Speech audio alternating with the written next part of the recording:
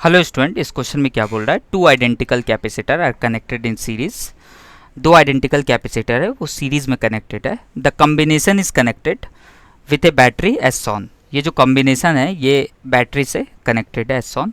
हम लोग कुछ कैपेसिटर 1 में चेंज कर रहे हैं और इस चेंज के कारण कैपेसिटर 2 में क्या प्रभाव पड़ेगा ये हमें बताना है। तो कॉलम 1 में कैपेसिटर 1 में हम लोग चेंज कर रहे हैं और कॉलम 2 में जो है वो कैपेसिटर 2 में क्या उसका प्रभाव पड़ा है वो कॉलम 2 है। ठीक है, तो हम लोग को मैच कराना है यहाँ पे। तो पहला ऑप्शन में बोल रहा है डाइलेक्ट्रिक इज इंसर्टेड। कॉलम 1 में क्या बोला मैंने कि कैपेसिटर 1 में चेंज करेंगे ये चीज़। कॉलम 1 में जो है वो चेंज है कैपेसिटर 1 में, और कॉलम 2 क्या है? कैपेसिटर 2 में इफेक्ट है। तो कॉलम 1 में बोल रहा है डाइलेक्ट्रिक इज इंसर्टेड, मतलब इस कैपेसिटर 1 में डाइलेक्ट्रिक जब डालेंगे तो कॉलम 2 में बोल रहा है the charge on the capacitor increases, जो कि बिल्कुल सही बात है, क्योंकि इसमें डाइलेक्ट्रिक डालने से, इसमें जब हम लोग डाइलेक्ट्रिक डालेंगे तो सिस्टम का कैपेसिटेंस चेंज हो जाएगा। तो सिस्टम का कैपेसिटेंस चेंज होने से क्या होगा, हम लोग जानते हैं कि जो इसका जो चार्ज जो प्रोवाइड करेगा बैटरी वो सी इक्विवेलेंट, मतलब इस सिस्टम का c equivalent into delta v हो जाएगा, मतलब EMF c equivalent into e. और सी इक्विवेलेंट जो है वो बढ़ जाएगा। क्यों बढ़ जाएगा? क्योंकि डाइलेक्ट्रिक डालने से जो सिस्टम का नेट कैपेसिटेंस है वो बढ़ जाएगा, और सी इक्विवेलेंट बढ़ जाने से चार्ज जो है बढ़ जाएगा, चार्ज बढ़ जाएगा। ठीक है, और दोनों ही प्लेट पे सेम चार्ज होगा, ये भी हम लोग अच्छी तरह से जानते हैं क्योंकि ये सीरीज़ में है। ठीक है, तो दोनों ही प्लेट पर जो चार्ज है वो इंक्रीज हो जाएगा, तो इस प्लेट पे भी चार्ज इंक्रीज हो जाएगा। इसका मतलब ए वाला जो है वो ए सही ऑप्शन है, ए से कनेक्ट होगा।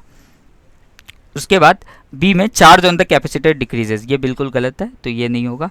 Energy stored in the capacitor increases, energy क्या इंक्रीज होगा? हाँ, energy is equal to q square by 2c। Energy जो होता है वो क्यू स्क्वायर बाई 2c होता है। तो कैपेसिटर 2 में एनर्जी बिल्कुल बढ़ जाएगा क्योंकि चार्ज बढ़ गया और कैपेसिटेंस कांस्टेंट है, तो एनर्जी बढ़ जाएगा, तो सी भी सही होगा। उसके बाद नो चेंजेस अकर्स, ये भी गलत बात है। उसके बाद बी ऑप्शन देखते हैं, सेपरेशन बिटवीन प्लेट्स। तो इस बार हम लोग क्या कर रहे हैं कि प्लेट का सेपरेशन चेंज कर रहा है।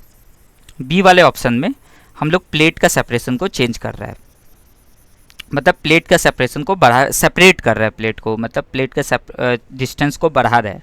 तो प्लेट का डिस्टेंस बढ़ाने से क्या होगा? कैपेसिटेंस, क्योंकि कैपेसिटेंस जो होता है वो A epsilon not upon D होता है, तो डिस्टेंस बढ़ाने से, प्लेट के बीच का डिस्टेंस बढ़ाने से कैपेसिटेंस घट जाएगा।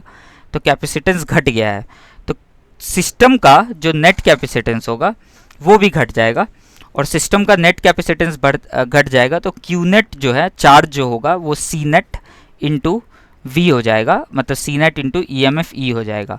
ठीक है,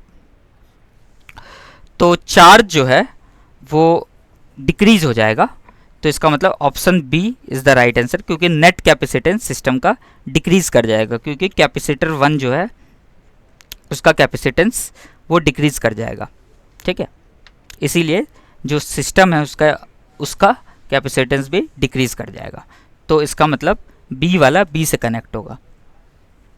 उसके बाद energy stored in the capacitor increases, energy जो है वो डिक्रीज होगा, इंक्रीज नहीं होगा, क्योंकि चार्ज घट गया है तो एनर्जी भी घट जाएगा। तो इसका मतलब सी ऑप्शन गलत है, और डी बोल रहा है नो चेंजेस ऑकर, ये भी गलत है। सी देखते हैं, सी में क्या बोल रहा है? Metal plate is inserted connecting both plates. C में क्या बोल रहा है कि एक मेटल प्लेट कनेक्ट किए है, इंसर्टिंग कनेक्टेड बिटवीन दो प्लेट। तो यहाँ पे एक मेटल प्लेट कनेक्ट करेंगे तो उससे क्या होगा कि ये एक प्लेन वायर की तरह ट्रीट होगा। ठीक है, तो यहाँ से प्लेन वायर की तरह ट्रीट होगा, और मेटल प्लेट पर ये मेटल प्लेट यहाँ डालने से ये प्लेन वायर जैसा हो जाएगा, क्योंकि यहाँ पे कंडक्टर आ गया है।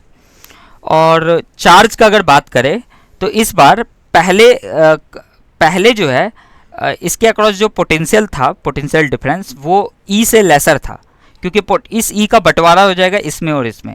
लेकिन अब जो है इस कैपेसिटर 2 को पूरा का पूरा ई मिल रहा है, तो चार्ज जो है इसमें बढ़ जाएगा, तो चार्ज इंक्रीज हो जाएगा, तो ऑप्शन ए बिल्कुल सही है। और चार्ज इंक्रीज होने से एनर्जी भी बढ़ जाएगा, तो ऑप्शन सी भी बिल्कुल सही है। ठीक है, उसके बाद क्वेश्चन नंबर डी, इसमें क्या बोल रहा है? The left plate is grounded, left plate को ग्राउंड कर दिया गया है। तो लेफ्ट प्लेट को ग्राउंड करने से क्या होगा देखते हैं। लेफ्ट प्लेट को ग्राउंड करने से कुछ नहीं होगा इनफैक्ट स्टूडेंट, क्योंकि जो चार्ज इसमें डेवलप होगा कैपेसिटर 1 और कैपेसिटर 2 में, वो केवीएल केसीएल रूल से फॉलो होगा और उसमें ग्राउंडिंग होने का कोई भी मतलब नहीं रखता है, क्योंकि जितना चार्ज इस पे आना होगा वो केवीएल केसीएल से आएगा और ग्राउंडिंग होने से उसमें कोई फ़र्क नहीं पड़ने वाला है। तो इसका मतलब option D is the right answer इसमें। ठीक है।